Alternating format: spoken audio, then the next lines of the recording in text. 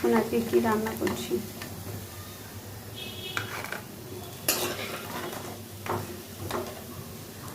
রোজ রোজ ওই ওলের ডালনা, ওল সেদ্ধ খেয়ে ভালো লাগছে না, তো আজকে করে ফেলেছি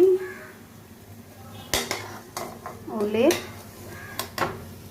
কোপ্তা। মেয়ে বলল মা ওল দিয়ে বড়া করো, তো শুরু হয়ে গেল ওল দিয়ে বড়া করা।